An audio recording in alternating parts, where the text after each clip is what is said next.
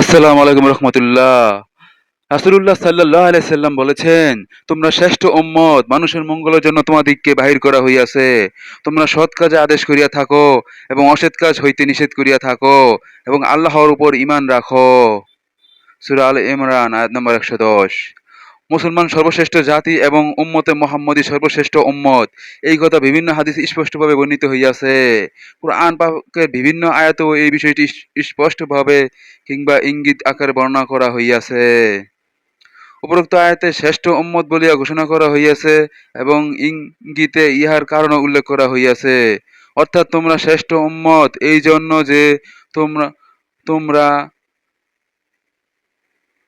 আমর বিল মারুফ ও নাহি আনিল মুনকার অর্থাৎ সৎ কাজের আদেশ ও অসৎ কাজের নিষেধ করিয়া থাকো। মুফাসসিরগণ লিখিয়াছেন, এই আয়াত শরীফে আমর বিল মারুফ ও নাহি আনিল মুনকারকে ঈমানের পূর্বেই উল্লেখ করা হইয়াছে, অথচ ঈমান হইল সকল ইবাদতের মূল। ঈমান ব্যতীত কোনো ভালো কাজই গ্রহণযোগ্য নয়। ইহার তাৎপর্য এই যে ঈমানের ব্যাপারে তো পূর্ববর্তী অন্যান্য উম্মত শরিক হইয়াছে, কিন্তু যে বৈশিষ্ট্যের কারণে উম্মতে মুহাম্মাদীকে সমস্ত নবীগণের অনুসারীদের উপর শ্রেষ্ঠত্ব ও প্রাধান্য দেওয়া হইয়াছে, উহা একমাত্র আমর বিল মারুফ ও নাহি আনিল মুনকার, যাহা এই উম্মতের স্বাতন্ত্র্যের বিশেষ চিহ্ন স্বরূপ। আর যেহেতু ঈমান ব্যতীত কোনো ন্যাক আমল গ্রহণযোগ্য নয়, সেজন্যই সাথে সাথেই শর্ত স্বরূপ উহাকে উল্লেখ করিয়া দিয়াছেন।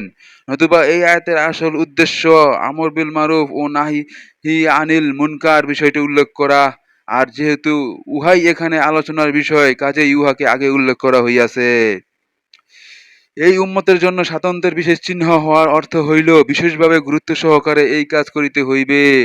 শুধুমাত্র চলাফেরার মধ্য দিয়া কিছু তবলিগ করিয়া নিলে যথেষ্ট হইবে না, কেননা এইরূপ সংক্ষিপ্ত তবলিগ তো পূর্ববর্তী উম্মত গণের মধ্যেও পাওয়া যাইত।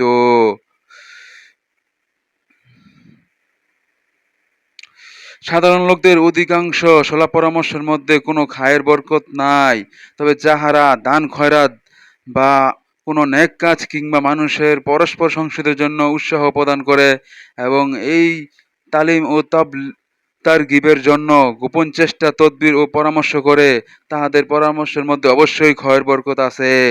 আর যাহারা ভালো কাজে উৎসাহ প্রদানের এই কাজ লোভ লালসা সুনাম অর্জনের উদ্দেশ্য ব্যতীত শুধু আল্লাহর সন্তুষ্টি লাভের জন্যই করে, তাহাদিগকে আমি অতি সত্বর বিরাট পুরস্কার দান করিব।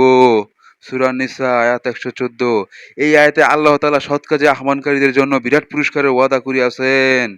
আর স্বয়ং আল্লাহ তাআলা যে পুরস্কারকে বিরাট বলিয়াছেন, উহার কি কোনো সীমা থাকিতে পারে?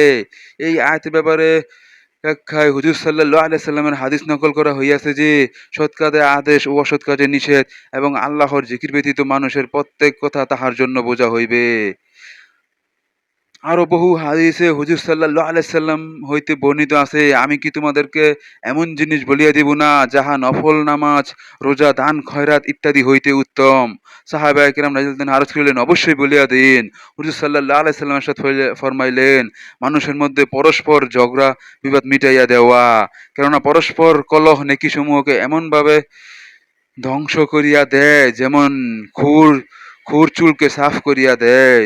পরস্পর কলহ বিবাদ মিটানোর বিষয়ে কোরআন ও হাদিসে আরো বহু জায়গায় গুরুত্ব আরোপ করা হইয়াছে, সেইগুলো উল্লেখ করা এখানে উদ্দেশ্য নয়। এখানে উদ্দেশ্য হইল সৎ কাজে আদেশের অন্তর্ভুক্ত যে কোনো পন্থা অবলম্বন করিয়া সম্ভব হয় পরস্পর কলহ বিবাদ মেটানোর ব্যাপারে অবশ্যই যেন চেষ্টা করা হয়।